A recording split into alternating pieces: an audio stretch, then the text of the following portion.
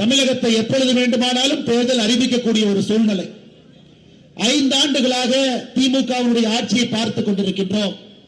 இன்னைக்கு எல்லா மக்களும் ஒன்றே ஒன்றை மட்டும்தான் சொல்கின்றார்கள், ஸ்டாலின் அவர்களே, நீங்கள் ஆண்டது போதும், தமிழகத்திலே மக்கள் மாண்டது போதும், எங்களுக்கு ஆட்சி மாற்றம் வேண்டும் என்கின்ற ஒற்றை கருத்துல தமிழகத்தில் எல்லாருமே எப்ப தேர்தல் வரும் என்று கொண்டிருக்கின்றார்கள். நீங்க பாருங்க, தமிழகத்தில் எந்த ஒரு ஆட்சி காலத்திலும் இல்லாத ஒரு அவலநிலை. 5 ஆண்டு காலம் ஆட்சியில், 5 ஆண்டு காலம். இன்னைக்கு தமிழகத்தில் 35 அமைச்சர்கள் இருக்கிறார். 14 அமைச்சர்கள் மீது ஏதோ ஒரு ஊழல் வழக்கு நீதிமன்றத்தில் நடந்து கொண்டிருக்கிறது. KN நேரு அவர்களாக இருக்கட்டும், 10 ரூபாய் அமைச்சர் செந்தில் பாலாஜியாக இருக்கட்டும், யாராக இருந்தாலும் கூட தமிழகத்தில் கொள்ளையடிப்பதற்காகவே ஒரு கூட்டம் 5 ஆண்டுகளாக மக்களை கசங்கி பிழித்து விட்டார், கசக்கிட்டாங்க. மக்களுக்கு வேண்டாம். என்னதான் கவர்ச்சிகரமான திட்டங்களை அறிவித்தாலும் முதலமைச்சர் ஐயா ஸ்டாலின் அவர்கள் திடீர்னு திமுக காரங்களுக்குள்ள ஒரு சந்தோஷம். எதுக்கு சந்தோஷம்? இல்லைங்க, தாய்மார்களுக்கு வங்கி கணக்குக்கு 5000 ரூபாய் அனுப்பிட்டோம். அவங்க எல்லாம் சந்தோஷமா வங்கியில போய் ஓடி போய் பணப்பெருக்க நிக்கிறாங்க. அவங்க சந்தோஷமா வங்கிக்கு போறதை பார்த்தாவே தெரியலையா? நான் ஒரு திமுக காரங்கிட்ட சொன்னேன், அண்ணன் அவங்க வங்கிக்கு ஏன் போனாங்கன்னா போட்ட பணத்தை புடுங்கிடுவேன் உடனே எடுக்க போயிருக்கிறாங்க. சந்தோஷம் எல்லாம் யாரும் வங்கிக்கு போகல. அருமை சொந்தங்களை நீ நன்றாக ஞாபகம் வைத்துக் கொள்ள வேண்டும். இந்த பகுதியில் கோயம்புத்தூர்ல நம்முடைய அண்ணன் வேலுமணி அவர்கள் 10க்கு 10 தொகுதியும் நம்முடைய தேசிய ஜனநாயக கூட்டணி வெற்றி பெற்ற பொழுது உங்களுக்கு தெரியும், கொரோனா காலகட்டம். நம்ம கோயம்புத்தூர்காரங்க நல்லவங்கிறனால அப்பப்ப நீங்க மன்னிச்சு சில பேர்த்த விட்டுறீங்க. இந்த முறை மன்னிக்க கூடாது என்பதற்காகத்தான் நான் ஞாபகப்படுத்துறேன்.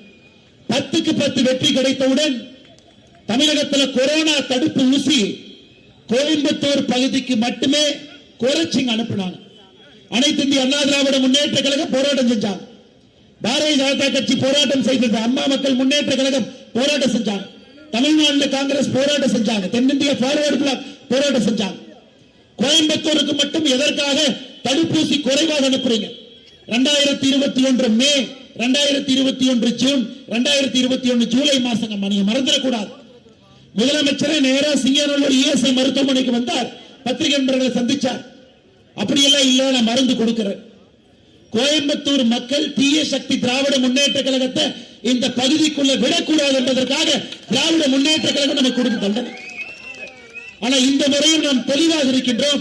எந்த காரணத்திற்கும் தமிழகத்தில் அன்னைக்கு கோயம்புத்தூர் எப்படி உரக்க குரல்ல 10க்கு 10 என்று சொன்னார்களோ, எனக்கு தமிழகத்தில் 210 தொகுதிக்கு மேல 234 தேசிய ஜனநாயக கூட்டணியை வெற்றி பெற செய்ய வேண்டும் என்று எல்லோரும் ஒரு உறுதிமொழியோடு காத்துக் கொண்டிருக்கின்றார். சகோதரிகளே, இப்ப நான் பேசுறது நினைச்சு கொஞ்சம் தப்பா நினைக்கூடாது. 10ஆம் தேதி அன்னைக்கு நாம 13ஆம் தேதி இங்க பேசிக் கொண்டிருக்கின்றோம். குடியமுத்தூர்ல தொண்டாமுத்தூர் சட்டமன்ற தொகுதி 3 நாளைக்கு முன்னாடி எங்கம்மா விளாத்திக்குளம் தூத்துக்குடி சாயந்தரம் 6 மணிக்கு ஒரு பாப்பா 12வது பரீட்சை எழுதிட்டு வீட்டுக்கு வர்றாங்க. இயற்கை உபதைக்காக வீட்டுல கழிப்பறை வசதி இல்ல, பக்கத்துல ஒரு தோட்டத்துக்கு போறாங்க. 6 மணிக்கு போன பாப்பா 8 மணி வரைக்கும் வரல. அப்பா அம்மா உள்ளூர்ல இருக்கக்கூடிய காவல் நிலையத்துக்கு 8:30 மணிக்கு புகார் கொடுக்க போறாங்க. காவல் நிலைய அதிகாரி சொல்றாரு, அண்ணே நான் புகார் வாங்க மாட்டேன், மகளிர் காவல் நிலையத்துக்கு போகணும். மகளிர் காவல் நிலையம் இருப்பது விளாத்திக்குளம், இவங்க கிராமம். 11ஆம் தேதி காலையில விளாத்திக்குளம் மகளிர் காவல் நிலையத்துக்கு போறாங்க. அந்த காவல் நிலையத்துடைய ஆய்வாளர் ஒரு சகோதரி, ஒரு பெண், இந்த குற்றத்தை பார்த்தோன்னே என்ன சொல்றாங்கன்னா, உன் பொண்ணு யாரு கூடவாது ஓடி போயிருப்பா, போய் தொலாவுங்கிறாங்க. ஒரு தாய்மார் கேட்க கூடாத ஒரு விஷயத்தை 11ஆம் தேதி காலையில விளாத்திக்குளத்துல சொல்றாங்க. 11ஆம் தேதி மத்தியானம் 1:30 மணிக்கு அந்த பாப்பா 17 வயசு குழந்தை பாலியல் வன்கொடுமைக்கு ஆளாக்கப்பட்டு கழுத்து நெரிக்கப்பட்டு அந்த ஊருடைய ஒதுக்குப்புறத்துல கொலை செய்யப்பட்டு கிடந்தார். ஒரு ஏழை தாயினுடைய குழந்தை. அந்த பாப்பா 10ஆவதுல எவ்வளவு மார்க் வாங்கி தெரியுமாங்கம்மா? மேலே நம்ம சகோதரிகள் இருக்கிறாங்க. அந்த பாப்பா 12வது பரீட்சை எழுதுங்க. 2 ஆண்டுகளுக்கு முன்பு 10ஆம் வகுப்புல 500க்கு 495 மதிப்பெண் வாங்கியது சிறுமி. 495 மார்க், 5 மார்க் தாங்க எக்ஸ்ட்ரா வாங்கல.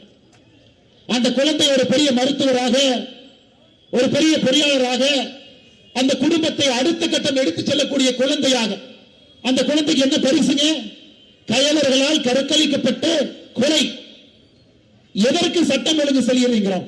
அவங்க தான் 7-8 மணிக்கு ஸ்டேஷன் வர்றாங்களே, புகார் கொடுத்தோடனே வெளியே வரலாமே, தொழலாமே, உள்ள பக்கம் எல்லாம் போலீஸ்கார வரலாமே, வரல.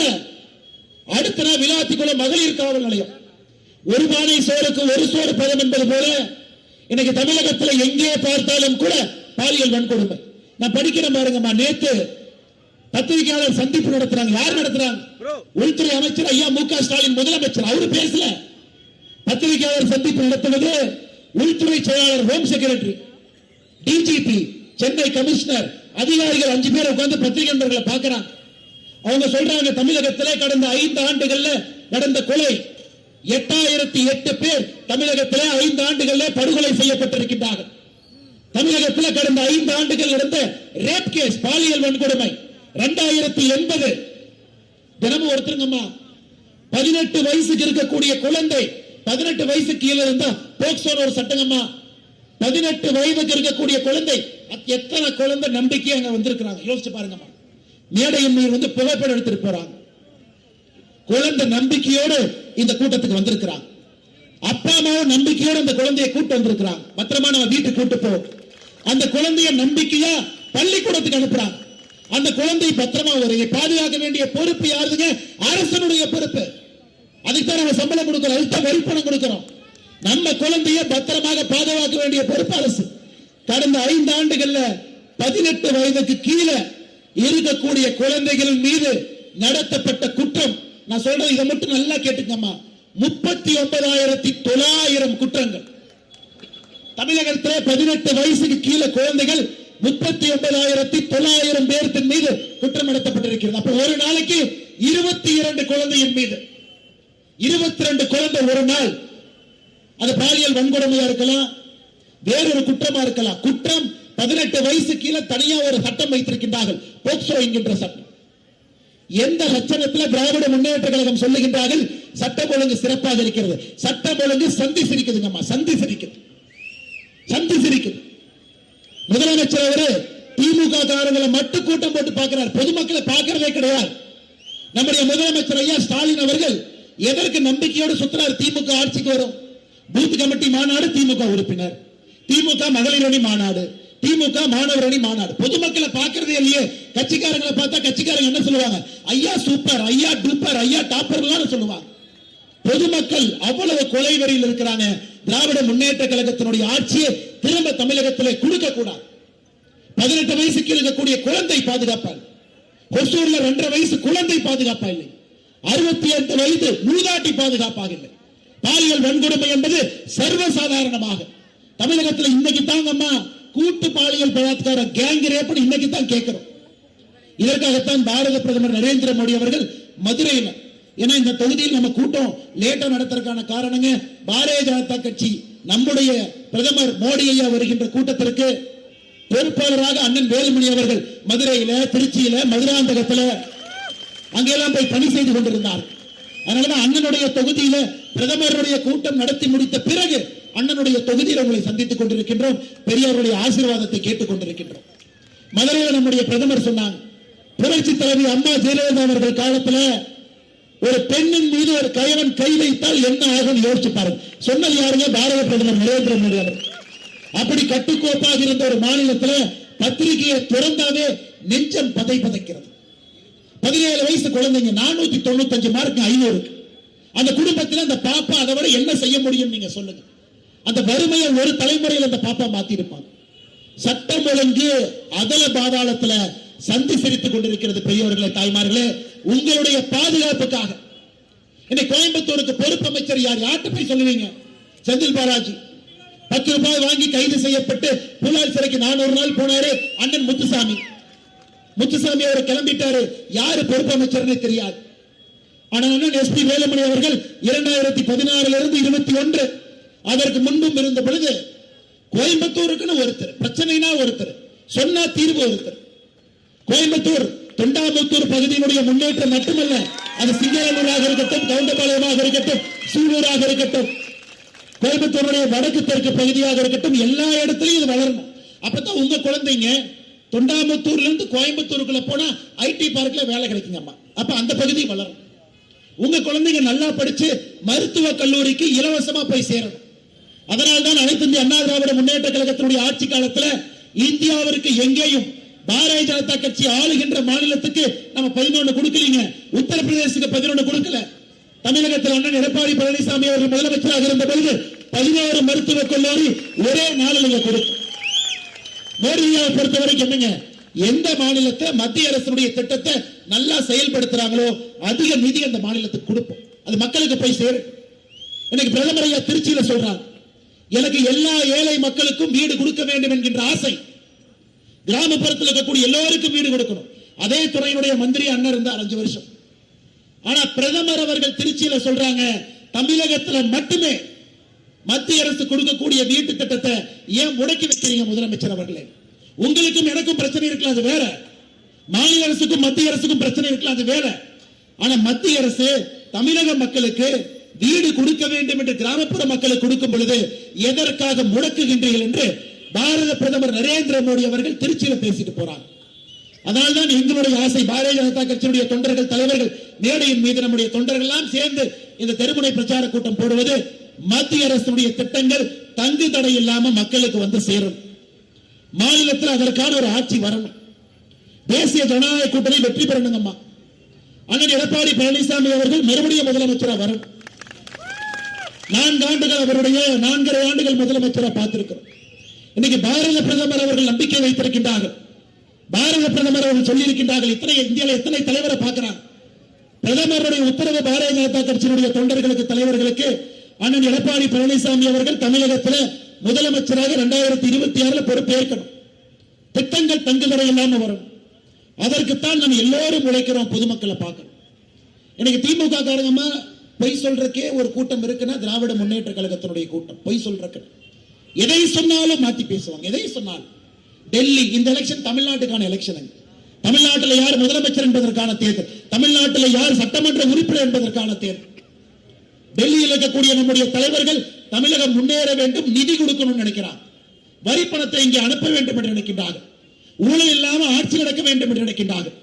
அதற்காக அனைத்து இந்திய அண்ணா திராவிட முன்னேற்ற கழகம் தலைமையிலான தேசிய ஜனநாயக கூட்டணி இங்க இருக்குதுங்க.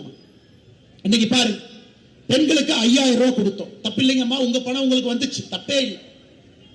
அசாம்ல நேத்து நம்முடைய பாரதிய ஜனதா கட்சியினுடைய முதலமைச்சர் அண்ணன் ஹிமந்த பிஸ்வாஸ் நேத்து 9000 ரூபாய் கொடுத்தார். 9000 ரூபாய் ஒரே நாள்ல அசாம்லுடைய எல்லா மகளிருடைய வங்கி கணக்குக்கு 9000 ரூபாய்.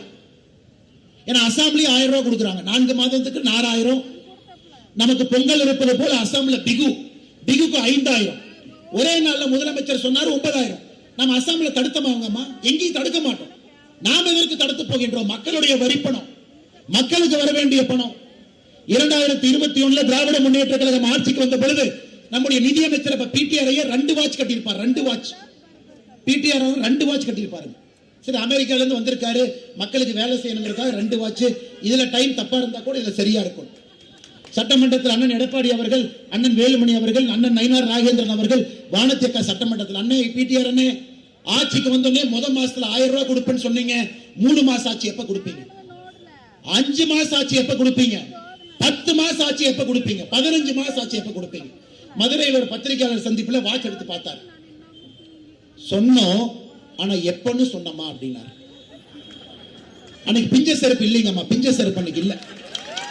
நாங்க ஆட்சிக்கு வந்தா முதல் நாளில் 1000 ரூபாய் கொடுப்போம் என்று சொன்னவர்கள் இந்த தலைவர்கள் எல்லாம் கூட்டம் போட்டு பிரச்சனை பண்ணி 29வது மாசத்துல 1000 ரூபாய் கொடுத்தாங்க. 29வது மாசம் முதல் 28 மாசம் 1000 ரூபாய் கிடையாது. அப்ப இந்த 32 மாசம் நீங்க 1000 ரூபாய் கணக்கு போட்டா 32,000. ஏன்னா நீங்க எல்லாருமே படிச்சவங்க, டான் கணக்கு போடுறோம். 32,000 ரூபாய் மாசம் 1000 ரூபாய். உங்களுக்கு நியாயமா 60,000 வந்திருக்கணும். 32,000 பொங்கலுக்கு மொத்தமா அவங்க கொடுத்தது 5000. 2 சேர்த்துனீங்கன்னா 37,000. அவங்க கொடுத்த பணமே 37,000. 5 வருஷங்கம்மா 1825 நாள் இருக்கு. வருஷத்துக்கு 365 நாள், 5 வருஷம் 1825. அப்ப ஒரு நாளைக்கு எவ்வளவு கொடுத்தாங்க? 37,000. 1825 நாள், ஒரு நாளைக்கு 20 ரூபாய் கொடுத்தாங்க. 20 ரூபாய் பாருங்கம்மா, ஒரு நாளைக்கு 20 ரூபாய் கொடுத்தாங்க. சரி, கடன் எவ்வளவு வாங்கினாங்க? கடன் ஆட்சிக்கு வந்த பொழுது தாய்மார்கள் இங்க இருக்கிறீங்க, ஒரு ரேஷன் அட்டையின் மீது 2,10,000 ரூபாய் கடன் இருந்துச்சு ஆட்சிக்கு வந்த பொழுது. அண்ணன் எடப்பாடி அவர்கள் ஆட்சியிலிருந்து வெளியே வந்த பொழுது 1952 சுதந்திரத்திற்கு பிறகு தொடர்ந்து தேர்தல் நடக்குது. 2021 ஆட்சியிலிருந்து வெளியே வரும் பொழுது 4.5 லட்சம் ரூபாய் கடன், எல்லா மாநிலத்துக்கும் கடன். அது எத்தனை வருஷங்க? 50 இருந்து 2021 வரைக்கும் 5 ஆண்டுகள்ல 6 லட்சம் ரூபாய் கடன் வாங்கி இன்னைக்கு 10.5 லட்சம் ரூபாய் கடன். 10.5 லட்சம். அப்ப ஒரு ரேஷன் அட்டையின் மீது இன்னைக்கு கடன் எவ்வளவுங்க?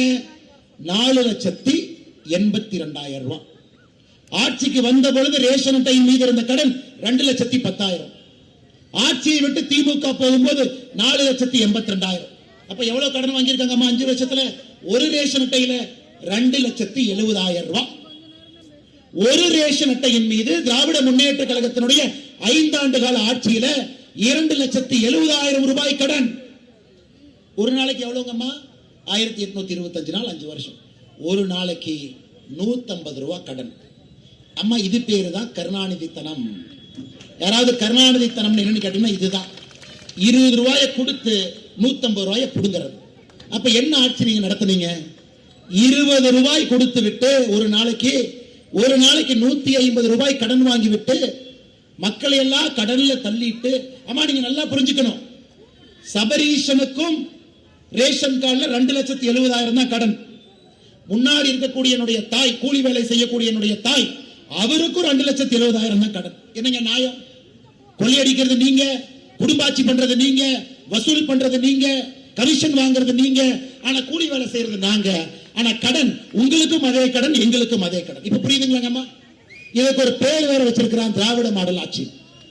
அதனால அருமை சொந்தங்களே, நம்முடைய தாய்மார்கள் நீங்க மனசு வைக்கணும். தாய்மார்கள் மனசு வச்சு எப்படி 9:30 மணிக்கு நீங்க உட்கார்ந்து இருக்கிறீங்களோ, அண்ணன் எஸ்பி வேலுமணி அவர்களுக்கு ஆதரவு கொடுக்க வேண்டும் என்று இருக்கின்றீர்களோ, தாய்மார்கள் மனது வைத்தால் தமிழகம் முழுவதுமே ஒரு பெரிய புயல். இவ்வளவு ஏமாத்திட்டு இன்னும் வெக்கமே இல்லாம வந்து நாங்க 2,000 ரூபாய் கொடுப்போம். நீ 1000 சொன்னதுக்கே 28 மாசம் ஆச்சு.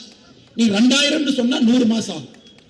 இன்னைக்கு நம்முடைய அண்ணன் எடப்பாடி பழனிசாமி அவர்கள் சொல்றாங்க, நாம் ஆட்சிக்கு வந்தா முதல் நாள் முதல் கையெழுத்து சகோதரிகள் தாய்மார்களுக்கு 2,000 ரூபாய் வங்கி கணக்கு.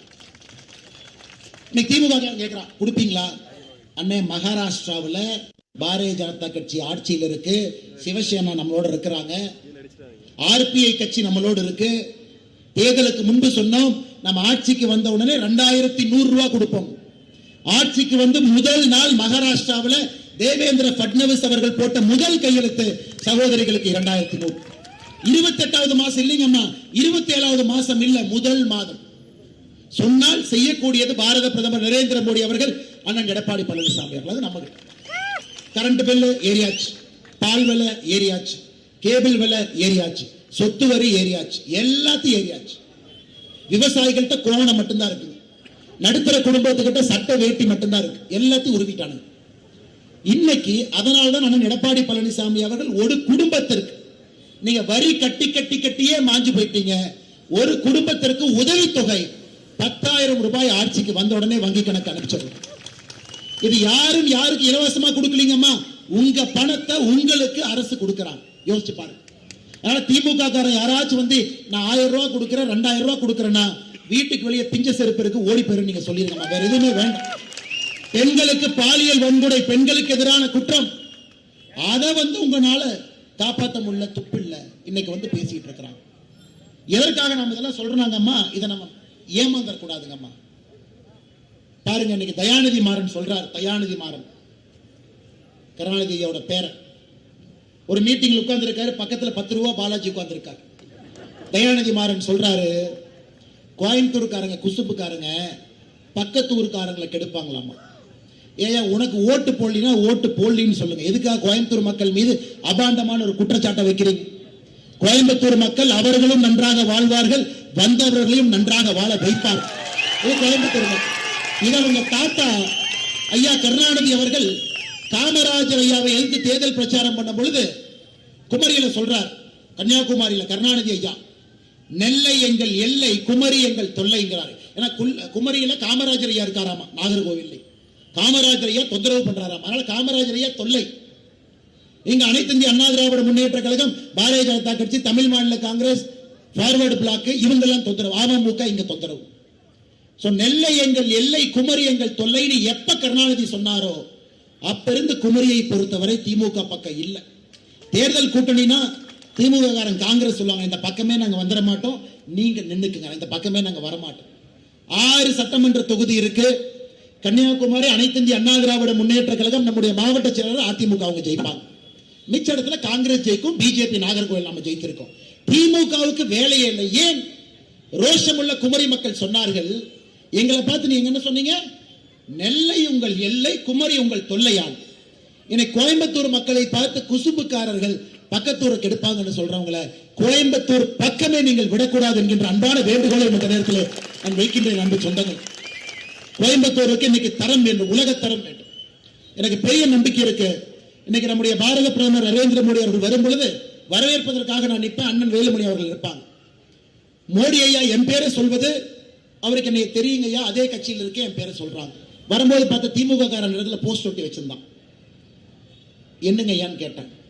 வெச்ச குறி தப்பாது அப்படின்னு போஸ்ட் ஒட்டிருக்கான் திமுக காரன். உங்கால உரியடிக்க சொன்னாவே பக்கத்து காட்டுல போய் அங்க உரியடிப்பாங்க. தொண்டாமுத்தூர்ல வெச்ச குறி தப்பாதுன்னு ஏன் போஸ்டர் காசு வேஸ்ட் பண்ணி காசு ஒட்டுறீங்க? அதனால் 4வது முறையும் தொடர்ந்து இந்த தொண்டாமுத்தூர்ல திராவிட முன்னேற்ற கழகம் 4வது முறையும் திமுக இங்க தோக்க போகுது.